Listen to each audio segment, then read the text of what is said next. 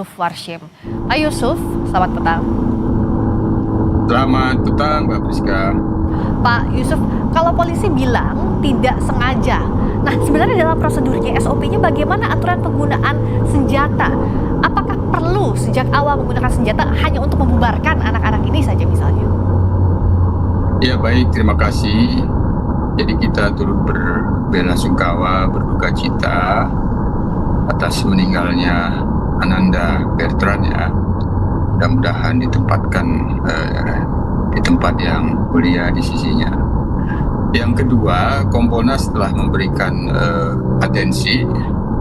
Tim Kompolnas sudah turun ke Makassar, akan melakukan pemantauan dan permintaan klarifikasi langsung, sekaligus akan mendalami fakta-fakta yang sebenarnya, akan ke TKP selain daripada meminta klarifikasi dari pihak kepolisian Polda Makassar dan juga Polda Sulawesi Selatan dan Polrestabes Makassar, apakah memang benar. Sementara memang kita sendiri telah mendapatkan potongan yang diduga itu rekaman CCTV, itu yang kita jadikan patokan di dalam pemantauan dan klarifikasi langsung. Jadi Mbak Priska, kami belum bisa menilai apakah ini ada pelanggaran SOP atau tidak, sementara fakta-fakta yang akan kita mintakan klarifikasi dan sekaligus dilakukan pendalaman itu yang akan menentukan sebenarnya ada peristiwa apa sampai diduga ada diduga penembakan ataupun disengaja ataupun tidak. Itu yang kedua, tentu penting fakta dari hasil visum ataupun adanya otopsi nantinya, apa yang sebenarnya fakta di dalam tubuh almarhum, apakah memang ada bekas luka senjata api. Tapi sejauh yang kita dapatkan sementara dari penjelasan dari pihak Polrestabes, tidak sengaja. Apakah memang benar tidak sengaja?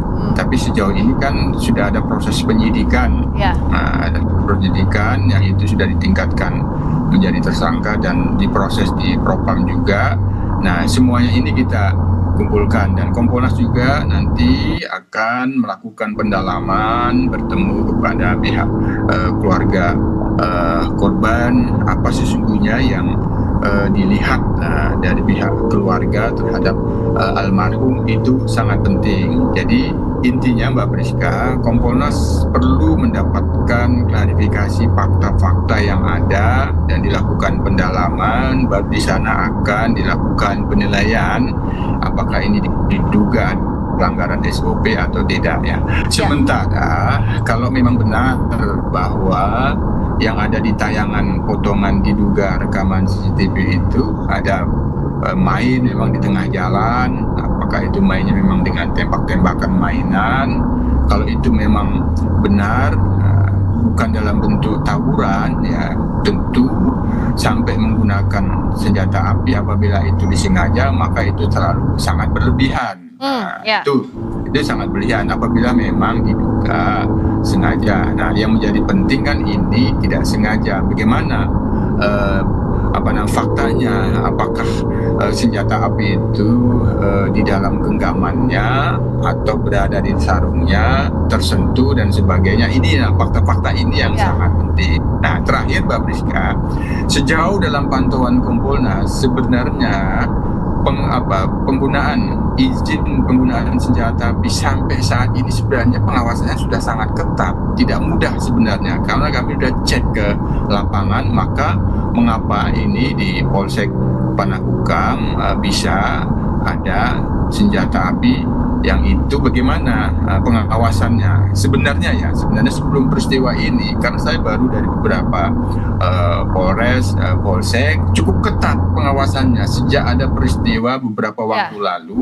Izin penggunaan senjata api bagi anggota itu sangat ketat. Ini mengapa ada? Ini menjadi sangat penting fakta terakhir. Ya, ini kan fakta masih kita tunggu Pak Yusuf, tapi kan setidaknya kita tahu batasan-batasannya apa saja. Sebenarnya batasan excessive use of force, penggunaan kekuatan berlebihan itu seperti apa pengaturannya? Ya itu kan penggunaan kekuatan itu kan sangat ketat tahapan-tahapannya.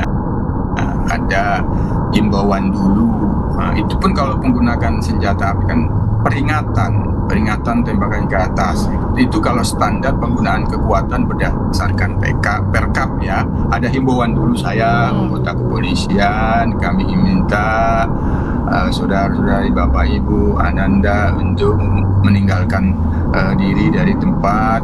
Apabila terlihat membawa sajam harus ditinggalkan. Itu himbauan-himbauan yang paling dikedepankan, ya pendekatan humanis dulu. Himbauan persuasif itu kan pendekatan humanis, itu tahap yang paling pertama. Nah kalau kita lihat di potongan rekaman CCTV sementara memang tidak bersuara, ini yang perlu kita dalami dan ini